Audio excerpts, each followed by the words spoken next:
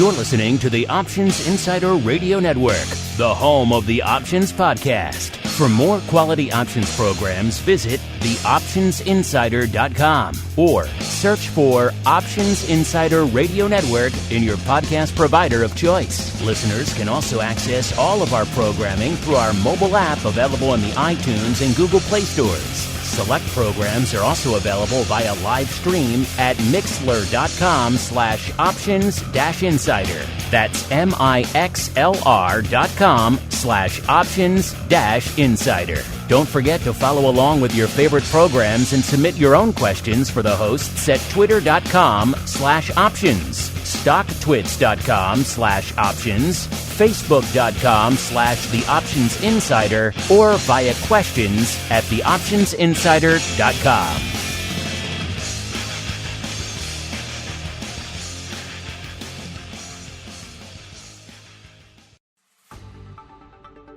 Welcome to Volatility Views, the premier program for volatility traders. Each week, we'll take a deep dive into the world of volatility with in-depth analysis, trading activity reviews, strategy breakdowns, cutting-edge education, and much more. We'll also bring you exclusive conversations with the traders, researchers, and asset managers who are reshaping the volatility landscape.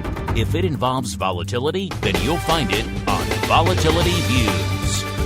Volatility Views is brought to you by MIAX, one of the fastest options platforms in the world. MIAX is now trading options on the SPIKES Volatility Index, offering pinpoint accuracy, radically faster dissemination, and a highly transparent settlement auction for confident trading, all for competitive exchange fees. It's time to make a change and give yourself an edge with SPIKES. Learn more about SPIKES at www.miaxoptions.com/spikes. Options involve risk and are not suitable for all investors. The statements made are provided for informational purposes only and should not be relied on for financial or legal advice.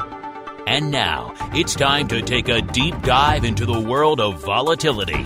It's time for Volatility Views.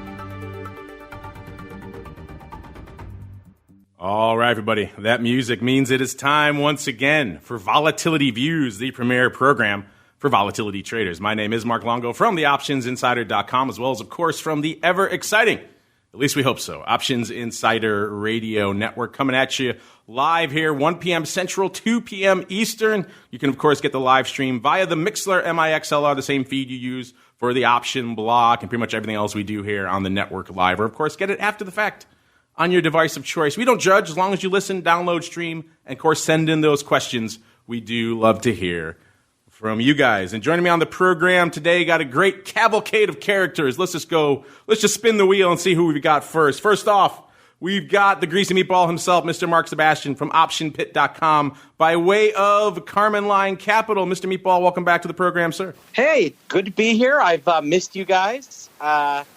And I am happy to be here talking vol with my own view. It's been a while, you're right, because I've been traveling a lot, but you've been too. I was in D.C. and Florida. Where have you been of late, sir? You know, I've been on a consulting gig, and then I've been kind of flying about. I was in Baltimore. I was actually hired as a male model for BigBlondeHair.com for a little bit.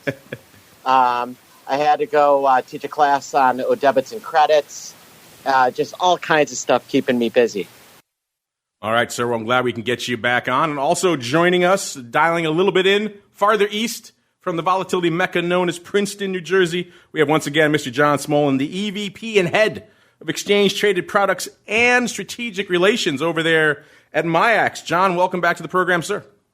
Great to be here. Thanks for having me again. Very exciting. And I must have missed the stand-up tour that the Meatball went on. I would have enjoyed that. Yes, that would have been a good one. And joining me, I'm pleased to say we have a third seat holding down our special guest rotating hot seat here. He's a newcomer to Vol Views. He is Eric Metz, the CIO over there at SPIDERROCK Advisors. Eric, welcome to the program. Glad to have you in studio today.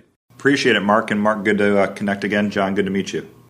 And Eric, it's been a little while since you've been on the network, and this is, of course, your first appearance here on Volatility Views. So why don't we give our audience a little bit of a quick refresher on your background and what it is you guys do over there at SPIDERROCK Advisors. Sure. By way of background, personal background was in the proprietary trading of the CBOE and the Mercantile Exchange back in the day. As the electronic transformation of trading took fold in the early 2000s, kind of left the floors and began a proprietary trading career on the electronic desks here in Chicago.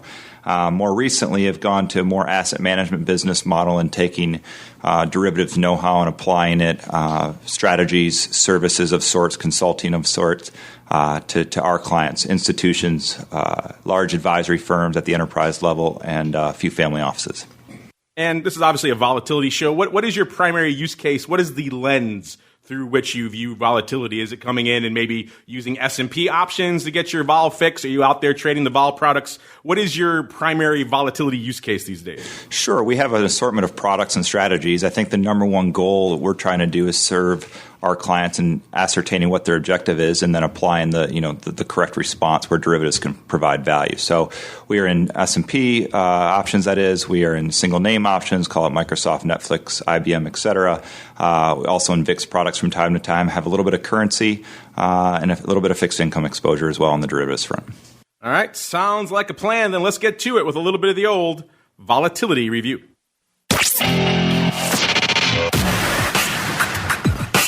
It's time to break down the latest developments in the volatility trading world. It's time for the Volatility Review.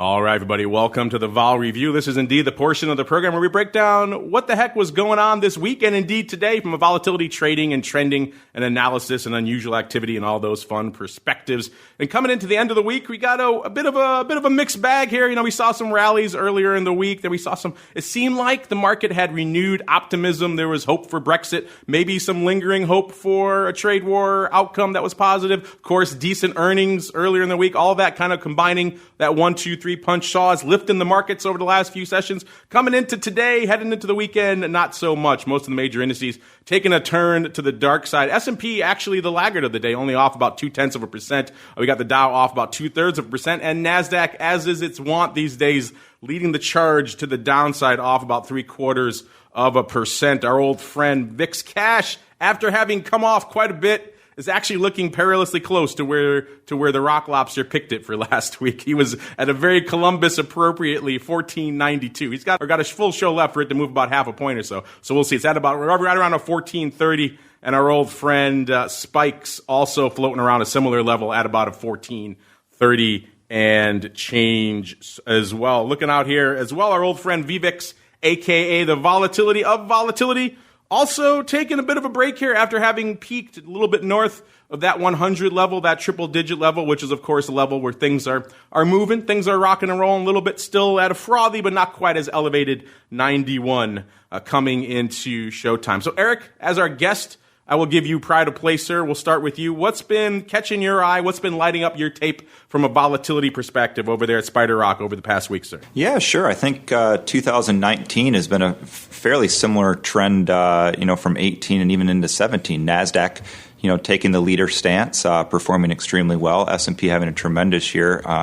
And the irony of both what I'll call 2018 and 19 is people often are viewing it as more volatile than in recent times. And while that may be true, the larger irony is that if you look at long-term volatility, we're still below the averages. And so, I think there's a lot of reasoning for that. And so we are effectively just trying to sit here from a global macro perspective and educating our clients and providing them, the strategies where they need them to, protect in downside, whether it be in a linear fashion or a convexity fashion, around their goals and what they're trying to accomplish.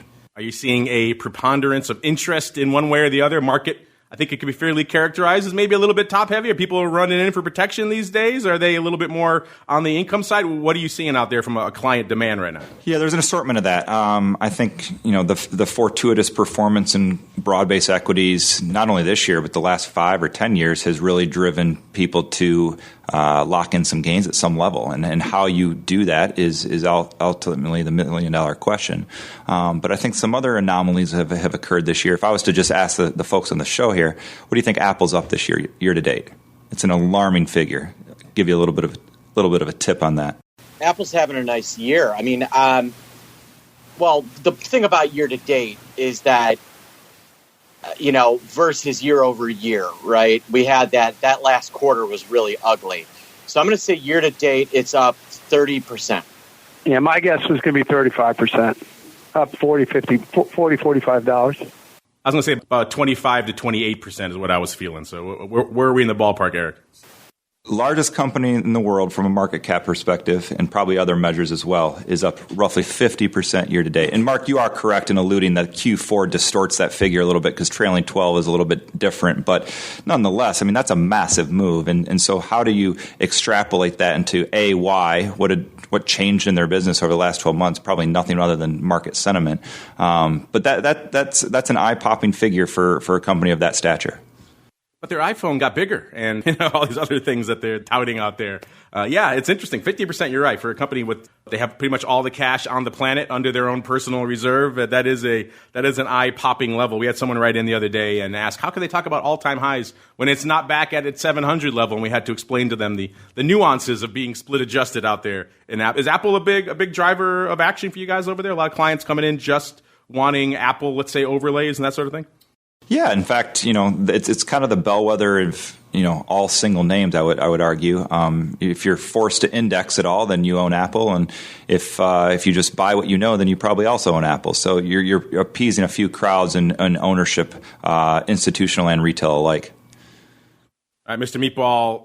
I'm not going to give you the Apple question, but what outside of Apple year to date here, how it's looking, what has been lighting up your tape? What are the pit crazies? What are they trading over there in the pit land these days? What's lighting up their tapes? I mean, obviously, you've got your streaming services are really been in the news a lot. Netflix had earnings, but the movement around Roku and even Disney turning into a streaming service have been some names that have moved us around pretty significantly. Obviously, Brexit is a big deal, and the move in the British pound. What's interesting, and we were talking about this today, the British pound is up 7 cents in 7 days. So, on the 10th, the British pound opened 118, and here we are. This is an FXB, so it's not a perfect 1-to-1, but FXB, which is essentially the currency shares, opened 118.50 against the dollar. And it's now up to 125. So that's pounds over dollars. Meanwhile, and so while the FTSE index is down over, since the 10th, the EWU, which is the ETF for the United Kingdom, is way up. And it shows you how some of these international ETPs and ETFs are very currency related as much as they are equities abroad. So I think Brexit is a major thing that is weighing on indexes. And FANG has obviously been a piece. And then obviously, and finally, we have the Boeing bombshell. Interestingly, that a company that I believe makes things that drop bombshells would drop a bombshell on financial markets. They apparently were hiding some stuff from the FAA, which apparently is not a good thing. Yeah, always a good plan to do that. And that is what's driving Boeing Corporation lower. You should go open your window and yell at them from your... Exactly. I was going to say, that explains the massive number of black SUVs pulling in up here across the street. Crisis management going on at Boeing HQ here across the street. But you're right. Mark, it's funny. Earlier this week, I was getting a little bit of that whiff, if you recall, a couple of years ago on the show. Remember, right ahead of the initial Brexit vote, when there was, I believe it was a telephone poll someone took in the UK, where it seemed like the populace was broadly against it. The market took that as gospel and just annihilated vol going into the actual vote itself. And all of us here on the show thought maybe that was a little premature. The vote hadn't happened yet. And sure enough, it surprised the heck out of everybody, and vol exploded, and it was a problem for a lot of people out there. It seemed like we started to get a little bit, not quite as aggressive, but a little bit of a whiff of that vol coming off pretty aggressively earlier this week. And now, of course, today, that worm turning a little bit. Did you have a little bit of nostalgia of the early days of Brexit as well this week, sir? I'm not so sure that we're going to see kind of a massive sell-off on this Brexit. A lot of that's now been priced in. But I would say that the potential I see is more upside. I mean, if this passes, I think they're going to try and test all-time highs in the S&P again. They're going to push, because that is actually probably going to really solidify Europe and London and what's going on in England. And there is going to be, if you don't think there's going to be a trade deal in about 15 seconds between the United States and Britain, then you're kidding yourself. That is going to be signed in about 12 seconds. Both sides want it, right? The UK wants it for to help them with trade, and obviously the United States wants it because we're in a kind of a little bit of an airplane tiff, if you will, with the Europeans currently. Yeah, we could use a win on the trade front here in the near term. Certainly the administration could. John, obviously last time you were on, it was big news talking about the big date finally mostly set in stone. Obviously you never know with the regulators, but mostly set in stone for November 18th for the SPIKES Futures. Any new news on that, as well as what else is catching your eye in the vol space this week, sir? 90% focused on the November 18th launch of our futures product. Spending a lot of time on just the details of launch. This is all new and novel for us. We're having a great experience interacting with our new partners at MGEX. But for us, first futures product, CFTC side of the world. We've got a lot on our plate. Very exciting. Working very hard on liquidity, and obviously getting a market to the screen that people says, "Hey, this is a serious product." So that's one of the big things the business team's working on right now. So no change. The options business, as we've talked about. We have the chunky trades to go up, but no real change in our average daily volume. I think that's what we're all waiting for to get the futures out the door. So that's our main focus right now, Mark. Well, I know the futures are official, or at least soon to be official, John, because I just heard from Simon, and he's flying all the way back across the pond to do booth babe duty down at FIA for the future. So that's official when he's coming all the way to do that there. Hopefully you got a nice outfit for him so he could attract some business to the MGEX booth.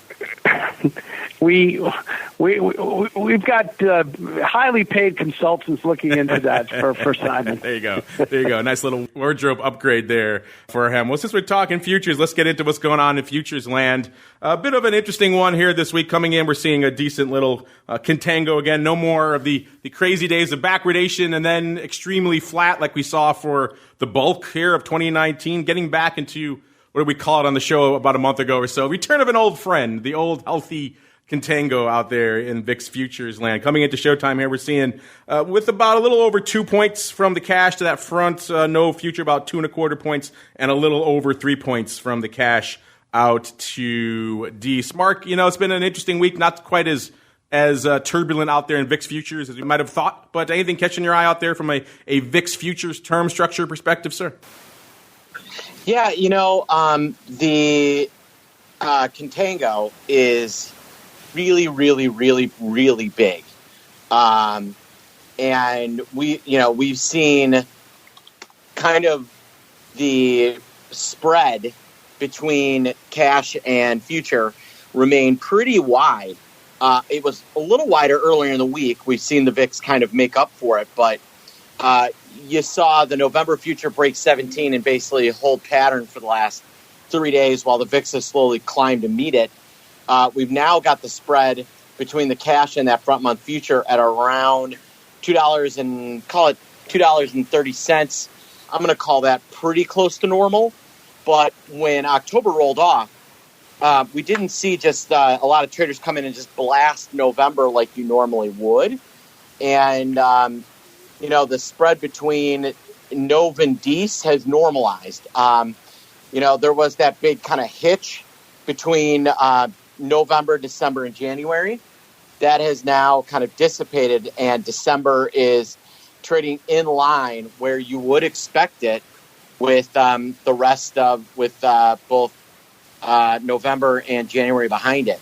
So a lot of curve normalization and a lot and curve widening. And I would caution our listeners that are sitting there looking at that curve saying, wow, the ETPs are losing X amount a day. Typically when we see that type of motion, that doesn't mean that we're heading for a just VXX or UVXY going to zero. It typically means that things are a little overstretched and vol could get bought. And over the last 3 or 4 days, we've actually seen that. Yes, our old friend Dece, how long have we been talking about it? It seemed like it was the odd aberrant blip on the term structure for so long. All it took was for it to move closer to the front, and all of a sudden it becomes a more normalized type contract. But Eric, I've often joked here on the show that the answers to all of the questions you may have about the market and about volatility are lurking somewhere in there in the VIX futures term structure. Sometimes it's hard to figure out what exactly they're telling you, but that the answer is in there somewhere. So I'm curious for you guys over there at SPIDERROCK, do you guys utilize VIX futures maybe as part of your trading, as more of an analytical tool? What do you guys use them for? Definitely use them as part of the analytics of everything we have going on. I mean, it's just an extrapolation of the S&P vol surface and skew. So incorporating them from a decision-making process is helpful. We don't trade them a ton simply because a lot of our clients forbid it. Either in their IPSs or institutional consultants that we work with. But nonetheless, I think both Marks, have brought up some interesting points. There's a lot of information in the curve, right? So you have a Brexit event, you have multiple Fed decisions, you have some GDP data, and you have unemployment, occurring ever so frequently. But I think this year, maybe more so than normal, with the impeachment chatter and also the primaries, that was an element of the reason why you saw some of these kinks, so to speak. But at the end of the day, regardless of any macro events that are occurring in the future or known events that are occurring in the future that would be forecasted in the curve, realized vol drives the shape of it. And so while realized vol remains low, as it continually does, sometimes surprisingly too low in my opinion, that's what's dragging this contango, and as it gets stretched further, realized vol can pick up overnight from very low figures to very high figures, so you have to be cognizant of that in your positioning. And you're right, there are too many Marks on this show, so I call him the greasy meatball so we could delineate the true authoritarian voice from the echoes over there in the gallery. Let's move on here to what's going on. You mentioned, John, what's been going on in spikes. Obviously, a lot of the OCK positions have rolled off the board. It seems like our 1x2 friend is content. Remember, we talked last time, he had kind of doubled down and added more. He's content at those levels. The big positions out there in spikes options continue to be that NOV 1827 1x2. Almost, I think it's about 13,500 by about 27,000. Looks like he put a few more on the larger leg. That's still the size print. Total of about 41,000 contracts open, which, again, going into a product doesn't even have the future yet. It'll be interesting to see once that future goes on. And if Simon does his job well at FIA from a booth bay perspective, it'll be interesting to see how those numbers change after the 18th of November. Rolling on into VIX options, the mothership out here, kind of a quiet day, pushing about 150,000 coming into the latter portion here of the show. The ADV is about 483,000. That's off quite a bit from last week, about 41,000 contracts. Remember, for a while there, things were rocking and rolling trade war-wise, volatility-wise, and that ADV had crept up to north of 700,000. Now we're well off that again, about a couple 100,000 contracts shy of that now, which is more in line with what you expect to see in like those seasonally quiet, late July into August time frames here in the market. Let's look over here. Obviously, October off the board here as well. Let's see what's lighting it up here from an overall OI perspective. Obviously, OI pretty light with all that OCK gone here. But let's see Takes only less than 100,000 contracts to break into the top 10 of VIX land these days. 94,000 gets you the number 10 spot of the NOV 25s. Number 9, 95,000 of the NOV 18s. Number 8, our first put on the list, the NOV 15 puts doing 105,000 contracts. Number 7, the NOV 28s with 112,000 contracts open. Number 6, our second and final put in our top 10 here for this week. These 16 puts, 113,000 contracts open there. Number 5, the NOV 20s, 117,000. Number 4, the NOV 32 halves with about 117,000 open as well. So only a couple hundred contracts separating number 4 and 5 there. Number 3, the D's 37 halves. We talked about those before. A very optimistic strike selection there. 131,000 contracts open there. Number 2 here, the D's 21s, 212,000. Number 1 with the bullet this week, the NOV 30s with a paltry 237,000 contracts. Not even 250,000 to take the number 1 spot this week, listeners. That shows you how much ACH rolled off the board here recently. Total of about 5.3 million contracts open, about 4 million contracts on the calls, and about 1.3 million contracts on the puts. Before I start breaking it down by day here, Mr. Meatball, anything lighting up your tape this week? Anything coming across your radar as an interesting VIX options trade this week, sir? You know, it has been a surprisingly slow week for VIX options. I think biggest things I've seen was, some really basic kind of puts and calls. There hasn't really been a ton of volume in those names this week in VIX. Nothing, absolutely nothing pops out in terms of like really kind of interesting, let's chit chat about trades. I guess maybe the biggest trade of the week was the October 29 calls. No, that was from, last week. I'm not sure we saw 50,000 contracts traded in one trade this week, Mark. I don't know about in one print, but there were a few days. But you're right, it was a fairly light week overall. Let's dial the needle back to Monday, the second most active day of the week with about 640,000 contracts. Bit of a put palooza going on Monday with 91,000 total of the OCK 14 half puts going up against some of it on a spread. I'm not sure if all of it was a spread. About 70,000 of the OCK 15 puts. So a very funky, very tight. That's one of those love your broker type trades. If you're rolling, that's interesting. Or if you're putting that spread on, either way, half a point. A bit of a head scratcher here. Looks like they did it for around 23 cents. We see a couple blocks here going up 19,500, the 14 half puts versus the 15 puts for 45 cents. But yeah, that was the biggest trade for that one. I guess call it what you will. If it's a roll, it's the same month, so that would be weird. Either way, a strange one. Tuesday was the big paper day of the week. Looks like a lot of premium harvesting going on. About 750,000 contracts on the tape, so that was the number 1 day overall. No 14 puts with a big print that day with 30,000 of them going up right off the bid for 42 cents. Also, nearly 30,000 of the NOV 35 calls going up for 16 cents right off the bid. So that's why I say looks like a lot of premium harvesting was kind of the order of the day. NOV 22 is also going up for decent size. Looks like at least 27 to 30,000 of those going up for a variety of prices. They moved around a little bit throughout the day. Wednesday, kind of light, 375,000 or so contracts. The big print out there on Wednesday was a bit of a NOV call palooza. NOV 23 is going up, was a big print of the day for 20,000 times for 67 cents. Kind of mid-market. We got the NOV 20s also going up. Couple of lots of 14,600 for a little over $1.13 and $1.09. So a total of pushing 30. Actually, another print of 13,000. So over 30,000 of those went up on the day, as well as some NOV 13 puts going up kind of right in the mid-market, 15,000 times. Thursday, again, another fairly light day, shy of 350,000 contracts. The big print looks like it was a NOV Dece. Call it a roll, call it a call spread, call it what you will, going up about 25,700 times on the NOV 30s versus 2 lots of 12,850 of the Dece 30s.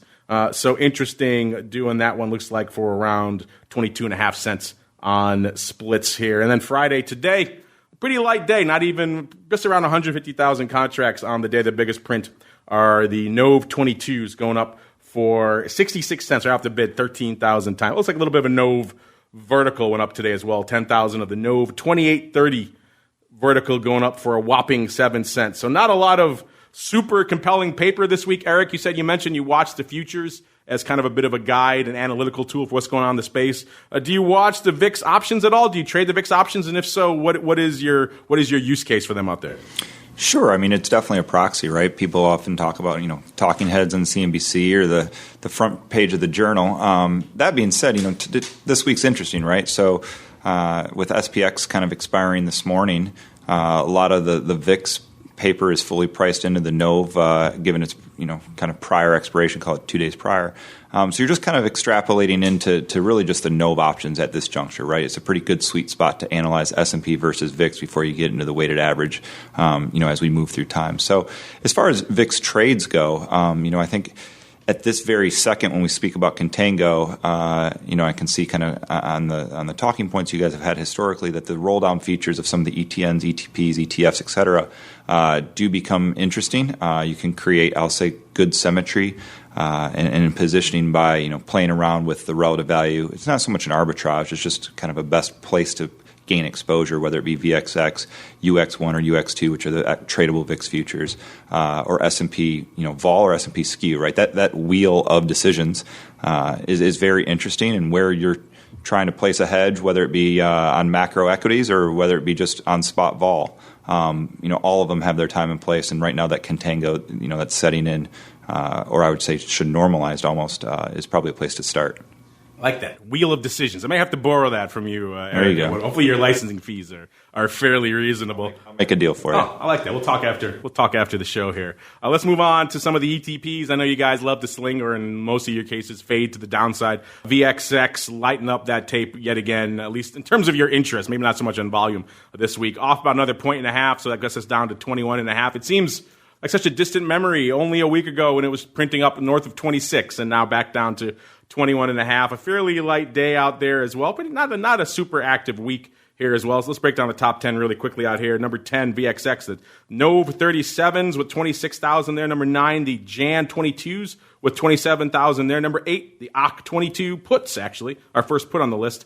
Roughly 50-50 these days, puts to calls, which is interesting. Lately, it's been kind of biased towards the calls out there, and puts making a bit of resurgence. This recent price action, probably not a bit of a surprise that puts are making a resurgence out here. Number 8, the OC 22 puts, 27,000. Number 7, the Jan 14 puts, second, I should say, the calls. Second Jan on the list, 28,000 of those. Number 6, 28,000, almost 29,000 of the NOV 60s. Number 5, the NOV 20 puts, 29,000 open there as well. Number 4, back to Jan, the Jan 22 puts, 34,000 open there. Number 3, the OC 32 calls, the ever optimistic OC 32. Someone likes very near-term, very extreme positions in VXX of late. And then, unfortunately, unless they're overriding all these, and it doesn't look like they are because a lot of them went up mid to the offer, they're burning a lot of cash on the VXX options. Hopefully, this guy knows something, perhaps. But 38,000 of the OC 32s open. Number 2, the OC 21 puts, 38,000 there as well. Number 1 with the bullet, 39,000 of the NOV 35 calls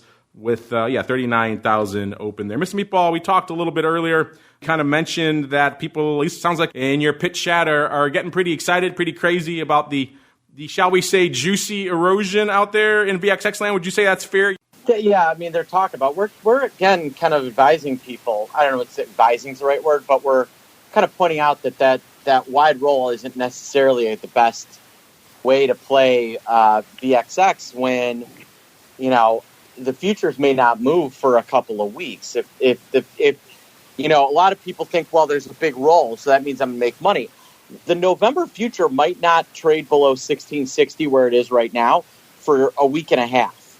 I actually think if you want to play roll right now with the way everything's set up, the VIX options themselves are a far better play than the ETPs.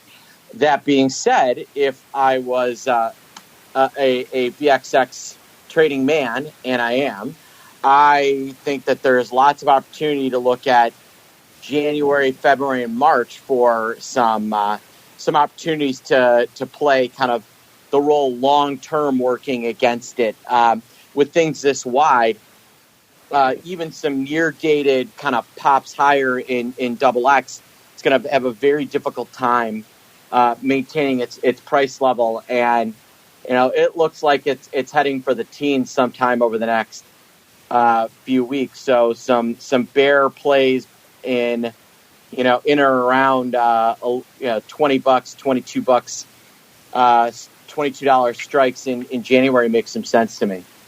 Let's see what's been lighting up the tape out here this week. Seems like the order of the day in VXX this week was pretty much overwrites. Tuesday was the big print, no 35s going up, hitting the bid for a whopping 11 cents out there, 15,000 times. We got the NOV 29s also. These are in the weeklies, expiring on the 22nd. The 29s going up for 34 cents. Also on the bid 10,000 times there on Thursday, as well as a 6,000 lot also on the bid. A lot of premium harvesting across the board here in these OCT21 puts in BXX. Could be closing, obviously, out here as well. And today, kind of a light day. Only 2,200. The OCT22s is the big print of the day. Eric, I know we've talked about the VIX futures, about VIX options, spikes, all these other things. But the ETPs are obviously a big component of the vol space these days as well. Are these products, even if you don't trade them, are these ones that you put in that wheel of decisions, as you put it earlier, for your analysis? Man, you really do like that one. A few thoughts. So first of all, I think the creation of the ETF, ETN, ETP space is definitely on the aggregate beneficial. I think what maybe goes a little bit lost in that equation is what structural imbalances they might create. And so understanding how these prospectuses are designed and then the amount of, call it, roll features or even Vega for that matter, are embedded in these products collectively is important to understand for VIX Dynamics and S&P Vol, right? So, we've had some episodes the last couple of years with some pretty high-profile commentary on the space. But nonetheless, I do think the products have value. I do think they are very good and effective in gaining the precise exposures one is looking for.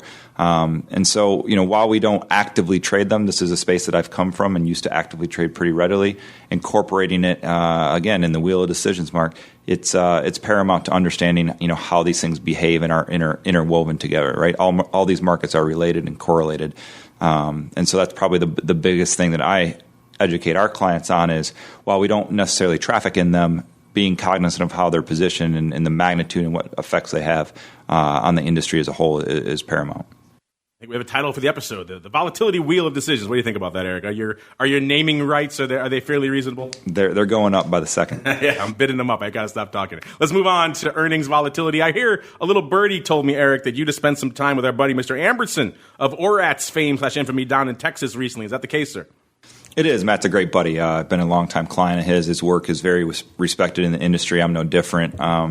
I think as you get in and around earnings, the way that you can slice and dice and isolate the effect of earnings on a vol surface is critical to long-term success in trading. But even I would say the two securities you've highlighted earlier in your show, IBM and Netflix, they had some pretty decent moves last week. Netflix had a pretty large outside reversal and kind of a gap up, and then it sold off. And frankly, I think it reversed all the gains if you include today. So, the vol compression post earnings is very relevant. But like I said, there's two ways to make money here, right? You can be long and scalp, or you can be short and hope to have it decay. And you can have two parties and both be profitable. It depends how you hedge. Is earnings time a big driver of business for you guys? I can imagine the concept of overlays being very attractive around that time, or is it more of a time when you maybe caution your clients to stay away because things get a little dicey around earnings time? Yeah, we have full discretion on our mandates. So long-winded answer here made short. They give us the tools to kind of traffic in the way that we see most fit. So if we need to play earnings because it's an outsized opportunity, we can. We don't gravitate towards there as part of the mandate and part of kind of the value prop, but as vol surfaces move, as relationships in the surface get distorted, we will take advantage of them. I like it. Let's see what's distorted here this week. Again, all of these earnings move results reports coming from the aforementioned folks at ORAT. You can find them, of course, theoptionsinsider.com. Click on that Options News and Articles tab on the top right corner of the homepage. That'll get you off to all the earnings reports, or, of course, head on over to ORAT's ORATS.com and check them out for yourself. And if you guys like earnings, and I know a lot of you do from judging by your feedback, then they're free. You can't beat the price. Free reports. Let's see what popped off this week. We had a lot of financials. You can, of course, sink your teeth into those. We'll just pull out a few here really quickly on the tech side that we're reporting this week. First, good old Beamer. Not so much a consumer tech name anymore, more of like a software and services type name now. But coming into their announcement, they were pricing, they were trading right around 143 or so. They're pricing at about $6. That's actually a little light compared to their past earnings moves. They moved close to $7.50. So they were a little bit underwhelming, maybe from a vol perspective. They traded down right after the announcement about 8.25. So they actually earned that cheap straddle and then some, and it's still kind of hovering around those levels right now. So it hasn't really sold off more, hasn't rallied. It kind of sold off and has kind of been vacillating around there ever since. And as Eric just mentioned, the old Widowmaker, Netflix, also was an interesting one to watch this week. They were trading a little bit shy of $300 going into the announcement. They're pricing in about 24.5 on that straddle. That also was a little bit juicy compared to recent moves. Recent quarters, they've delivered a little bit north of $20, about 20.25. So a little bit juicy, and it seems like all that juice was almost merited, not quite in the initial blush. It opened up about 18 after the announcement, but as Eric kind of alluded to, it immediately almost gave a lot of that back. And now if you look at it today, so if you held on to that straddle for a couple of days here, or that long vol trade, you're looking all right because it's all now taken all those gains, given all those up, and now lost an additional $10 in the other direction. So roughly $28 swing from the highs there. So immediately after the announcement, not so much on the long premium side, but it's one of those weird scenarios where both sides could have won. If you were short premium, you closed it out diligently, then you could have done all right, and also the long premium traders out there could have done all right as well. Remember, though, of course, as we said many times, and as Matt has said many times on our Advisors Options show, at the end of the day, you're better off looking around earnings a little bit because there's no real data. Everyone always asks, is it premium sellers or premium buyers who win the day on earnings? And it usually breaks out somewhere around 50-50. And when the losers lose, they lose big. So it's definitely one of those strategies that you have to, it works until it doesn't. You know what else works until it doesn't, which is your questions. Let's get to a few of those. It's time for some of your volatility voicemail. It's time to share your thoughts and opinions with your fellow volatility traders. It's time to check the volatility voicemail. Make your voice heard by dialing 779-669-4VOL. Posting a comment on the optionsinsider.com, sending an email to questions@theoptionsinsider.com, or posting your questions to twitter.com/options or facebook.com/theoptionsinsider. All right, everybody, welcome to the Vol voicemail. This is your portion of the show. I mean, the whole thing's your show, obviously, but this is where you guys get to directly influence what we talk about. Let's kick it off. We got a bunch. John, this first one's right up your alley. This comes from LL07. He wants to know, I said, I found the comments by Simon Ho on the last episode somewhat alarming. The exchange needs to get approval from the regulators to offer tied trades to customers. Can a broker simply quote a tied trade using combos? Why do they need regulatory approval for tied trades after the option's already approved? What am I missing? And John, he's referring to, I actually asked this to Simon as well on the show last week because he's talking about your recent announcement that you have the tied trades are now available in Spikes, which is, of course, great for a lot of the institutional clients out there who like to do things tied to the underlying. In lieu of an underlying, you need the combos. I think LL and a lot of our listeners out there are probably confused by what Simon was saying. So maybe, John, why don't you explain to us why you guys needed to have the additional step of getting approved for the combos, why they couldn't just print those out of the gate? Well, you can always print them, like you said, in the pit, where it's actually a multi-leg complex. It's a complex trade, but in terms of printing them relative to the option as, okay, this is part of it, and this is how I need to get it on the tape, and these are the prices I need to use. It was viewed as almost like a new product, and we had to go through that process. Of course, a tied trade, like I traded in the SPX for a few years. A tied trade is a big part of the environment down there for the combo, and that's essentially it. And it's also with us being an electronic exchange with no floor, we had to define it even further. That's really what it comes down to. That's amazing that, in this day and age, 2019, they could approve an options product which has all of that inherently implied in it, the synthetics, all the things you could do. You would think the approval of that product would be inherently approving all those other use cases you could do with it, but it sounds like that wasn't the case, John. No, the bar keeps getting raised, and the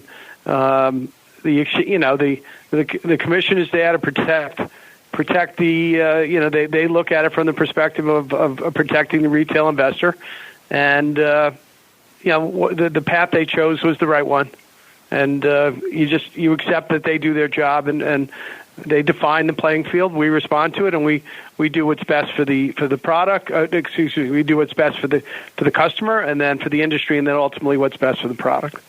Yeah, so LL and everyone else who had similar questions after last week's show, there you go. It is effectively a viewed almost as a new product approval, which is, I think, interesting and certainly, judging from your feedback, surprising to a lot of you. Eric, this one, we get this, I don't know, a couple of times a week. We haven't talked about it in a while, though. This comes from Encarto. He wants to know, am I better off buying a SPY put or a VIX call to hedge my portfolio? This is the subject of ongoing debate. I think if you go to RMC, Eric, you see legions of presentations comparing and contrasting the efficacy of both. We've weighed in before on the show on different sides. I'm curious what you have to say for Encarto here. What is your viewpoint on this when you're looking at it he puts it as from a hedge perspective. So he wants to hedge his portfolio. Which of these approaches you prefer? A straight up SPY put or going the VIX upside route?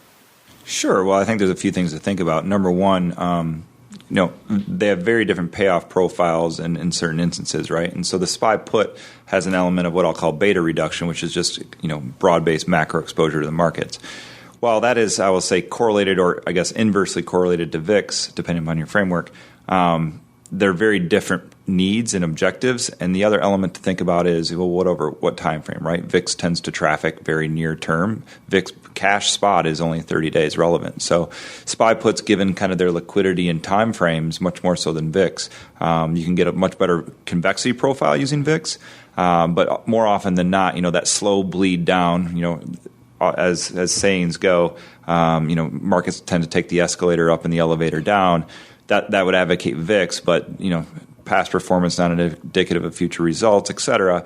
That beta reduction or that first dollar of loss is of need. So we try to stay in SPY puts. It's a simpler thing to understand unless you're really looking for that convexity in the VIX.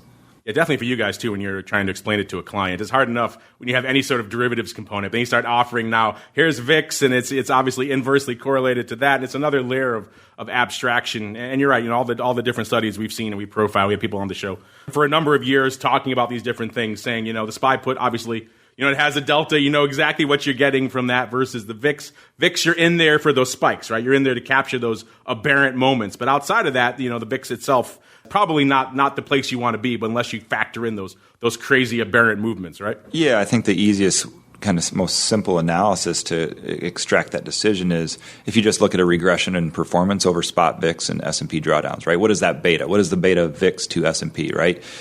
The irony in that answer is it changes, and your time frame of what you want to hold this quote-unquote hedge for is the real driving force of that significance, right? I've seen as high as 4, I've seen as low as 1.5. But in real turbulent times, that number can be 5, 6, 7, 10 times, right? What was February of 18 in that instance, right? S&P was down peak to trough, I think 11% or maybe 10, and VIX was up 100, right? So like from that idiosyncratic event, those betas or the sensitivity of VIX to S&P drawdowns is far distorted, and when we get into that pandemonium chaos, VIX will be a far superior performing hedge. Mr. Meatball, we've obviously talked about this before. It's been a little while, though, since we've addressed this on the show. Have you updated your thoughts at all on the ongoing debate of SPY puts versus VIX calls, or you pretty much where you were the last time we talked about it? Yeah, I mean, I think that I think SPY puts are a better static hedge, and VIX calls are a lot more of useful in dynamic type hedging. I also think that VIX calls make a lot more sense when you're trying to. I think they do a better job of hedging a more complex portfolio. The nice thing about SPY is it's a direct hedge in the underlying, which a lot of people like. So, yeah, no, absolutely no change in my opinion. All right, let's go here. Let's see how much. Let's go with a quick one. Then we got to roll on into the crystal ball. A quick comment here from Tom. Tom, I think echoing the sentiment of a lot of people out there, saying, I think the upcoming SPIKES futures will be interesting. Looking forward to trading them against the options. Well, there you go, Tom. You and a lot of the other listeners out there seem like you're pretty excited for that November 18th date. Nice to have an underlying to actually trade the options against. So there you go, John. A lot of people, it looks like they're intrigued by the forthcoming futures there. Well, that's great to hear. We had I had failed to kind of mention we had an expiration this week, and obviously our first one was as any first time. It was a learning experience, and we made a bunch of modifications to our processes. Little more, definitely got ahead of the expiration this time, and it ran flawlessly, and we were expired and settled in 35 milliseconds after the opening. We had our price, and we were done, and everything that was required for the settlement was great. So that went great. So, adding the futures and bringing this all together, I think it's going to be exciting times for anyone that trades volatility. You know what else is exciting? The crystal ball. So let's get to it. It's time to peer into the future and reveal what the volatility gods hold in store. It's time to look into the crystal ball. All right, everybody, welcome to the crystal ball, the most dangerous, the most difficult portion of the program where we attempt to wrestle the slippery pig that is volatility for another week. Attempt to determine what the volatility gods hold in store for us at this exact time next week, the end of the show. So right around 2 p.m. Central next Friday. And last week was an interesting one. I believe our buddy, Mr. Simon, cutting me off a little bit to the downside. I wanted a little bit lower 16 handle. He took it 16.2. The charitable guy that I am. I let him have it, though. So I went up a little bit higher, 16.65, which was about where we were last week. I think maybe actually it was exactly where I was for my prediction last week, and right around where we were vol-wise, a little bit less. Your buddy, Mr. Rock Lobster there, he went the Columbus Day appropriate 14.92. And ironically, that seems to actually be working out, because of the three of us, he is the closest. He's about half a point away right now. Both Spikes and VIX having a weird moment of unanimity, both around 1440 coming into the latter portion of the show. That puts him about half a handle away. So that means he wins. But you know what, Mr. Meatball? You weren't on the show last week. Your Rock Lobster, your compatriot won. So instead, what I'm going to do, I'm going to be charitable. Eric, as our guest, I will give you the choice. Would you rather go first in predicting both? We're predicting one prediction for both Spikes and VIX Cash, so you can use it and apply it to both. Would you like to go first, or would you like to pick someone else to go first? I got to see the field. So I'll defer to Meatball. Oh, look at you giving the Meatball a little bit of love. All right, then. Well, then, Mr. Meatball, you get a reprieve. You get to go first, sir. All right. Are you going to go with another Columbus-inspired prognostication? What do you got up your sleeve for us this week? Yeah, well, it's a good thing I wasn't on last week, because I had always thought that Columbus sailed the ocean blue in 1543. There you go. That would have been a bad guess. I had my dates wrong. I like his thoughts of vol going lower. So in conjunction with Indigenous Peoples Day, I'm going to go with 13 with a VIX of 1385. 1385, so off, but not off a ton from where we are right now. That puts us off a little, almost 0.6 of a point from here. So slight erosion. That's not quite as aggressive as your downside picks of late have been leading us to believe. So I say we're at about a 1440 right now, listeners. I'll go next, Eric, so I'll give you a chance to, as you said, see the field.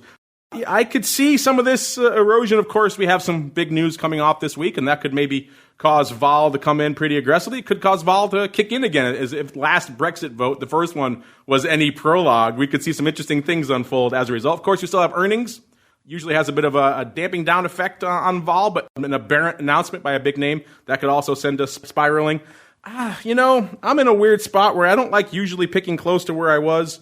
I'm not going to go 16 again. I'm going to about close to where we are is not usually how I like to go, but I'm kind of feeling a similar level of vol from where we are this week. I'm going to say 1465, so actually up slightly from where we are this time last week. We could trend down, of course, earlier in the week. We can touch your levels, Mr. Meatball, but at the end of showtime, we'll be right back here. All right, Eric, he gave you actually a pretty tight market here. 1385 on the downside, 1465. What are you feeling? Are you going to go outside it? You're going to try to carpet in the middle? What are you feeling here?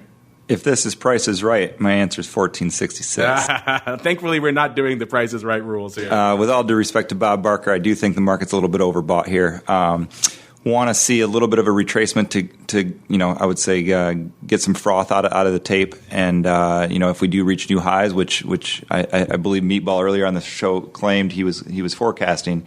I just don't think that's going to happen without a little bit more turbulence. I'm going to go a little bit higher, 1480. Oh, so pretty tight. All right, not giving me a lot of wiggle room here. I'll remember that next time you're asking to come on the show here. I'm just saying. All right, so there's our market listeners. We've got 1385 on the downside with the greasy meatball, and then me was kind of smack in the middle there. Now not so much, 1465, and then Eric carping me here to the upside. Simon get me to the downside. Eric get me to the upside. I got to go last, so I could do that as well. Meanwhile, though, speaking of last, it is time for us to bring this long-running journey here through volatility to a conclusion. All right, that music means, unfortunately, we are done with this episode of Volatility Views. But before we go, let me go back around the horn with each of you, see what you have cooking. Eric, we'll start with you as our guest, despite of the fact that you cart me to the upside. I won't hold that against you. I'm a very forgiving guy. If folks want to learn more about SPIDERROCK Advisors, maybe they want to reach out and see what you guys are doing. Where should they go? What should they do? Sure. I think our website does a decent job, www.SPIDERROCK Advisors. That's all one word. Advisors is plural with an O. Looking forward to entertain any inquiries that anybody might have. And thanks again, Mark, for having me on the show. And really quickly, if you want to leave us with any hints, any teases of what's coming down the pike from you guys at SPIDERROCK, now is the time, sir. The floor is yours. Yeah, sure. We've, I'd say, been fortuitous this year, both in market conditions and also a little bit of volatility. So, we have educated our clients over the years and brought value in various shapes and sizes. But we're excited to keep spreading the word, and where derivatives can provide value to portfolio construction, keep this in mind. There you go. Check them out, SPIDERROCK Advisors, to learn more. Mr. Meatball, if they want to check out some of your VIX webinars, or maybe they want to check out the Pit Chat and join it for themselves, or maybe they want you to text them throughout the day, where should they go? What should they do? Yeah, just, go to optionpit.com and check out our blog. Wednesdays, I'm starting to do like a frequently asked questions that I'm going to be posting to YouTube. So if you have questions, go to YouTube and find my most recent video and leave me a question, and I'll try and get around to answering it. Similar to or do it here, either or, for that matter. Yes. So if you can't get enough of asking your vol questions here, you want to pester the Meatball and the Rock Lobster during the week, OptionPit.com is the place to go, or of course YouTube. Doing more on the old YouTubes there as well. You just Option Pit on YouTube, right? Yes, I am. Just search for Option Pit on YouTube. You can find them there. And John, sounds like people are excited. The 18th is looming on the horizon there. Anything else you want to leave our audience with in terms of hints or teases? And if they want to learn more about all things spikes, where should they go? What should they do, sir? Obviously, MIAXoptions.com. All our information on the new products, on the Spikes product and in the Spikes option. Our partners at MGEX are starting to release stuff through their website, and MIAX will be in Chicago for FIA at the end of the month, and we'll have a booth, and we'll be there, and our team will be out chatting and be able to talk about our products. There you go. Check it out. Learn more. MIAXoptions.com/spikes is the place to go. And if you're going to be in Chicago for FIA, get the expo hall. You can come down, see Simon doing his booth babe duty down there. It should be fun. And on behalf of John and the Greasy Meatball and our guest Eric, and indeed myself, I want to thank all of you out there for downloading, streaming, and subscribing, for listening live. And we'll see you back here next time for more Volatility Views.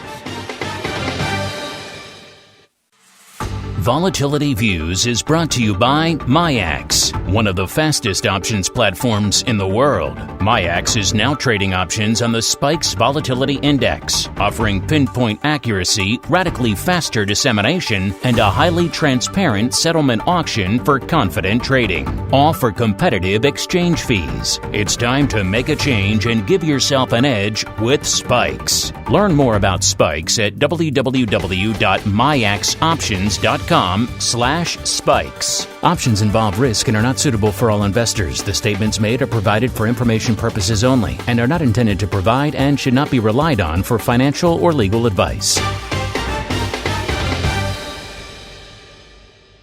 You're listening to the Options Insider Radio Network, the home of the Options Podcast. For more quality options programs, visit theoptionsinsider.com or search for Options Insider Radio Network in your podcast provider of choice. Listeners can also access all of our programming through our mobile app available in the iTunes and Google Play stores. select programs are also available via live stream at mixlr.com/options-insider. That's mixlr.com/options-insider. Don't forget to follow along with your favorite programs and submit your own questions for the hosts at twitter.com/options, stocktwits.com/options, facebook.com/theoptionsinsider, or via questions@theoptionsinsider.com.